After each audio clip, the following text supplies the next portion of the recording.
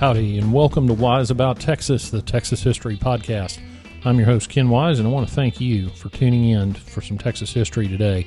Well, things have been really hopping around world headquarters. I just finished an article that's going to be published in the Journal of the Texas Supreme Court Historical Society, a commemorative issue celebrating the 100th anniversary of the conclusion of World War I.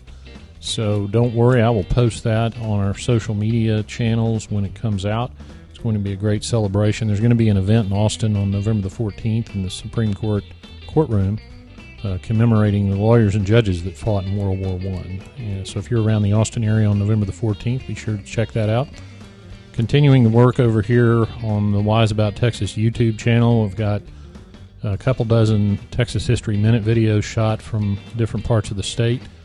So that's still a work in progress, and we're all fighting for spare time, so bear with me. The channel is up. It's Wise About Texas, but it's not exactly polished yet. And working on a book project that I just recently started, requiring a lot of research in Austin, which is fun and interesting, but time-consuming. So I guess it never ends. But I love it, and I hope you love it as much as I do, and that's why you're tuning in to Wise About Texas. Well, it's been a little while since I did the first episode on the Texas Rangers. So today we're going to expand on an event that was mentioned in that episode. That was episode 50 of Wise About Texas, by the way. And as I mentioned in that episode and others, I think my strategy for the podcast is going to be to tell stories that are pieces of bigger events. I'm not going to try to capture the Texas Rangers in one or two episodes. It's not that would not be the best or most interesting way to do it. So we're going to tell stories about the Texas Rangers. And in episode 50, I talked about the beginning of the Rangers and how they came about, and some of the arguments that we have about who were the first Rangers, etc. And I also talked about a particular battle, and that's what we're going to talk about today. Our story occurs in 1836. A family living on the Guadalupe River, and by the way, in the 1800s they pronounced the name of that river Warloop. Most of us say Guadalupe or Guadalupe. Very few of us try to give it its honest Spanish pronunciation, so I apologize for that, but we're just going to call it the Guadalupe River. One of the few families in the area was beset by Indians, but this Indian attack was different than some of the local skirmishes that early Texas settlers were used to. These were the fearsome Comanche. This story recounts another lesson for settlers along the Guadalupe, but a new lesson for the Comanches, taught by a new group of Texans who would take the fight to the Indians, the Texas Rangers.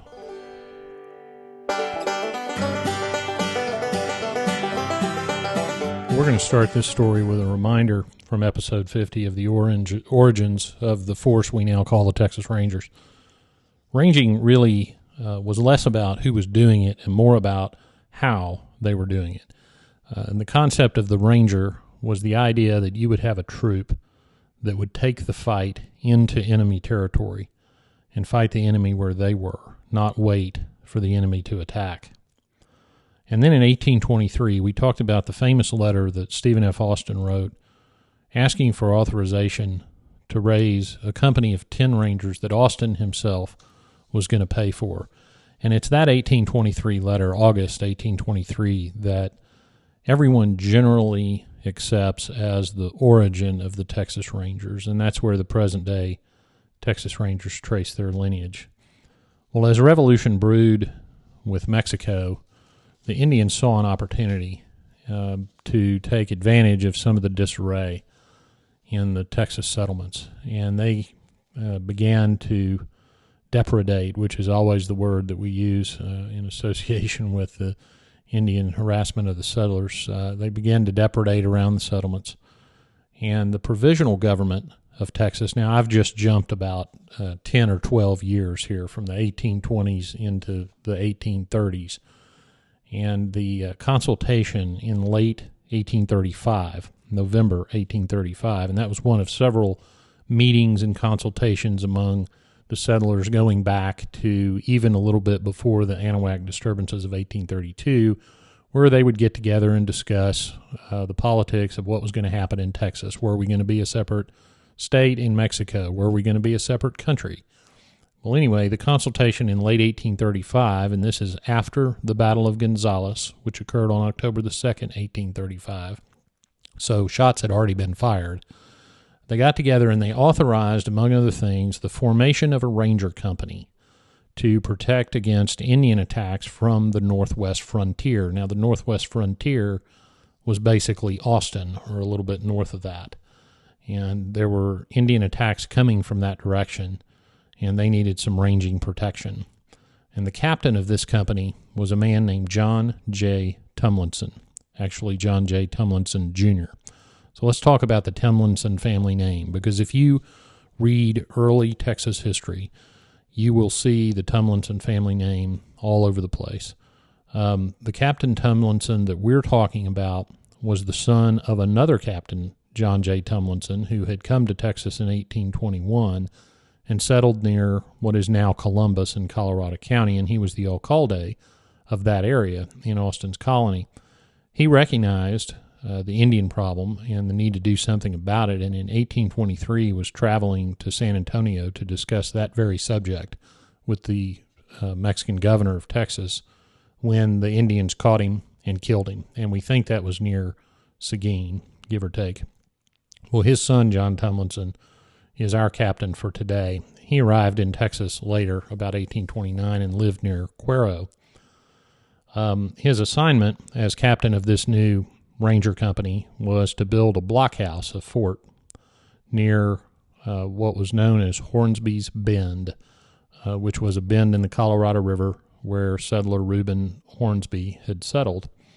And again, that was an early eastern, a little bit east, a little bit downriver of Austin, present-day Austin, and they were going to protect that northwest frontier. So Tumlinson raised a company of men and went to do just that.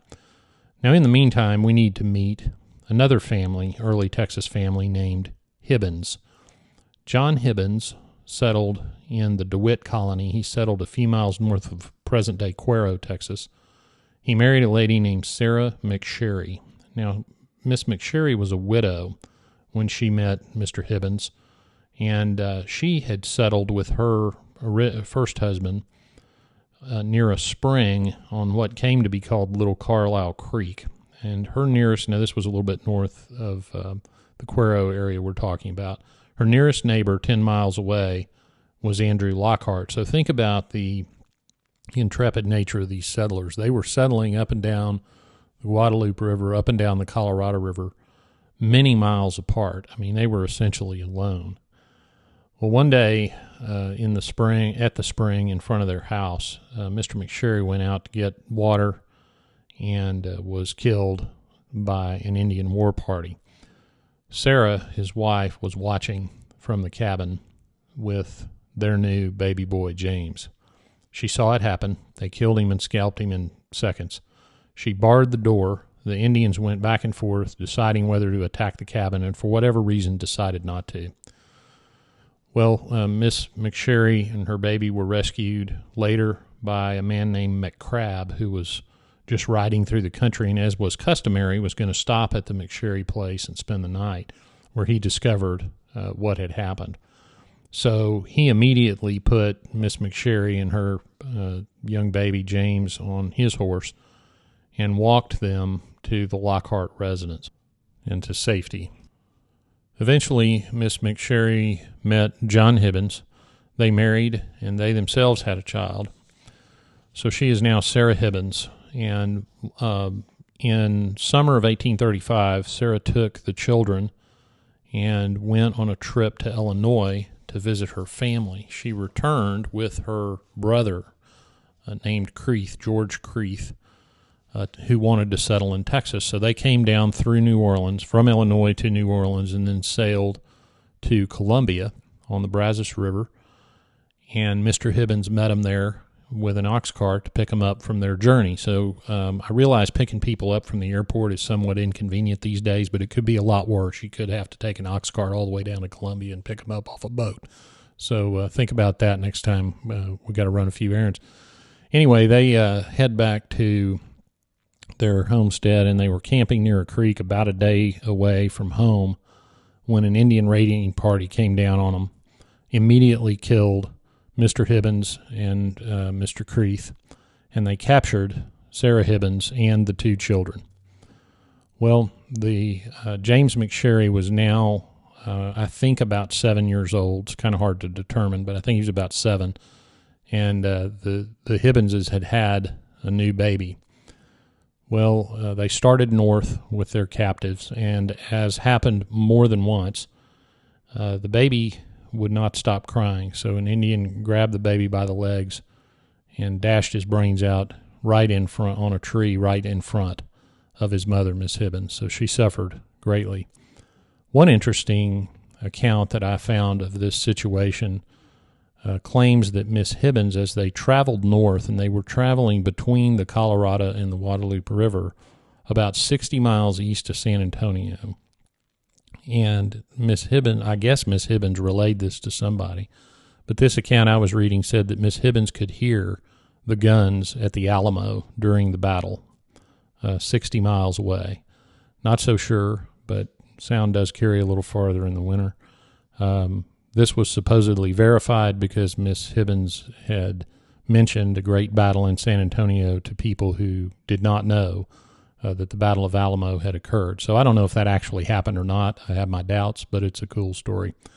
Eventually, the Indians and their captives reached Shoal Creek near Austin, and Miss Hibbens was determined to escape.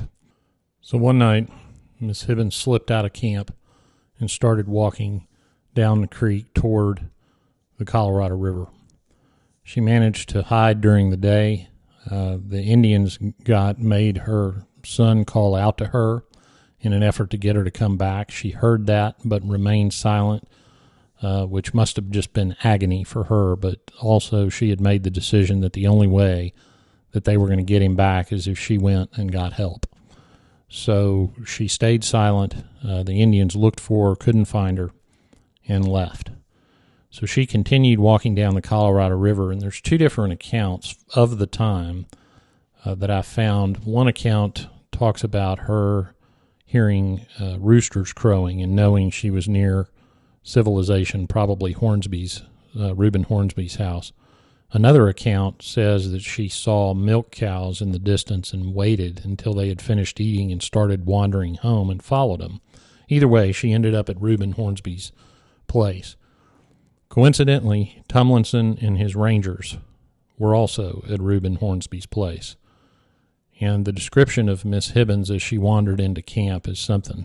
Suffice to say, her clothes were almost torn off her body. The thorns that she had walked through, she was a bloody mess and bruised almost beyond recognition, probably partially from her treatment by her captives, and then, of course, what we think is about a 10-mile walk that she made to Hornsby's.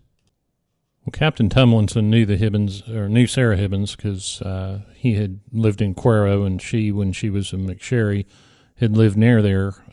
He ordered the Rangers immediately to saddle up. They rode overnight to what they thought was close enough to the Indian camp that they could stop. They rested the horses, got up, and rode in the morning up to the Indian camp, finding it about 9 a.m., according to Tumlinson's recollection. Tumlinson describes that the Indians saw the Rangers about the same time the Rangers saw the Indians, but the Indians didn't have time to get to their horses, so took off on foot into some thickets. Tumlinson split his force, put some men below the Indians, some men above, to try to cut them off. Early in the fight, an Indian took aim at Tumlinson, who was still mounted, and he assessed that Indian wasn't going to hit him. Now, these would have been black powder weapons. Wasn't going to hit him, so he rode right past him a pretty fair distance and jumped off his horse and turned around to confront the Indian. Now, this was a period of time, and we've talked about this in earlier episodes, when the settlers of Texas were largely woodsmen from the east. they were used to fighting on foot. The idea of fighting from horseback was not something that was in their area of expertise, so they would often dismount. Now, later, when Jack Hayes and others taught the Rangers to fight more like the Comanches, they'd learn to stay mounted. But at this time, that wasn't the case. So Tumlinson gets off his horse, spins around, the Indian shoots, and the bullet went through Tumlinson's shirt, missed him, but killed his horse.